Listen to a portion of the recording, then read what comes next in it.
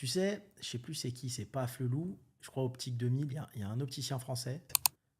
Il a pris de l'argent dans sa boîte, 200 millions. Quand tu vois que les entrepreneurs qui font 1 milliard de chiffres, ils pillent leur boîte, c'est qu'à titre perso, ils n'ont pas grand-chose. Ouais. Tu vois ce que je veux dire? Ouais. Comment tu vas arriver à un moment donné où tu voles ton entreprise? Ouais. C'est parce que la fiscalité est tellement lourde que même tu fais 1 milliard de chiffres, t'as rien. T'as un peu, bien sûr, par rapport au commun des mortels, aux gens Oui, oui. qui touchent le SMIC, etc. Bien sûr que tu as de l'argent, mais rien par rapport aux chiffres que tu vois défiler dans tes boîtes. À la fin de l'année, la DAF, elle te dit on a fait 1 milliard de chiffres. Bah, moi, j'ai quoi? Tu vois ce que je veux Ouais, dire? ouais. Et c'est pour ça que tu as plein de. En ce moment, il y a des enquêtes sur plein de chefs d'entreprise Oui. qui ont pris D'ailleurs, leur boîte. Je crois que c'est Optique 2000, je crois. ouais, et tu as aussi une enquête, mais c'est pas une enquête policière ou quoi, c'est une enquête par des médias Ouais, qui est sortie sur Blast, il me semble, sur YouTube, ouais. par rapport au propriétaire actuel de BFM. Comment il s'appelle? Drahi? Drahi, ouais, Ouais. ouais. Comme quoi il achetait via ses boîtes de limo et enfin, Ils font de la décaisse. ouais. C'est de la décaisse. Tu sais, le petit entrepreneur qui fait 1 million de chiffres, il va essayer de décaisser 100 000 euros. Il va dire donne-moi 100 000 euros en liquide, je te fais un virement. Il y en a plein qui font ça, on le sait. Mais eux, c'est pareil à haute échelle. Mm.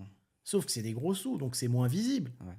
Tu vois? Mm. Donc il va dire allez, je te fais un virement de 100 millions ou 40 millions. Le truc, il a jamais existé. Lui, il a récupéré l'argent.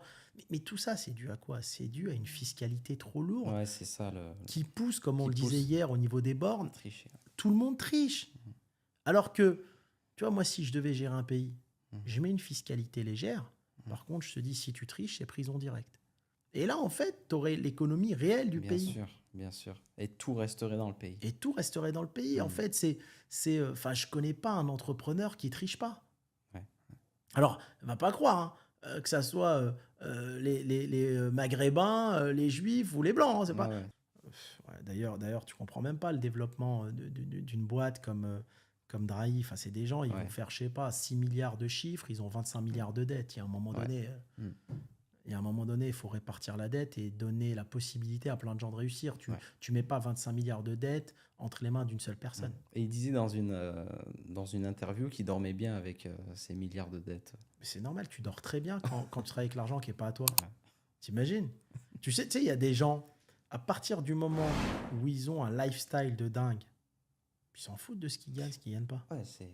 Quand tu as des grosses boîtes comme ça, sur la boîte, tu as ton Gulfstream, tu as ton jet privé, tu as tes maisons aux quatre coins du monde sur la boîte, toi, tu kiffes ta vie, tu t'en fous. Hein. Enfin, en fait, il y a eu un petit débat dans dans un podcast où les gens parlaient un petit peu de toutes les réussites, on va dire, maghrébines, etc. Et il y a eu le cas, la SFAM, qui aujourd'hui, on en a parlé. Il y avait également le cas Zoharé.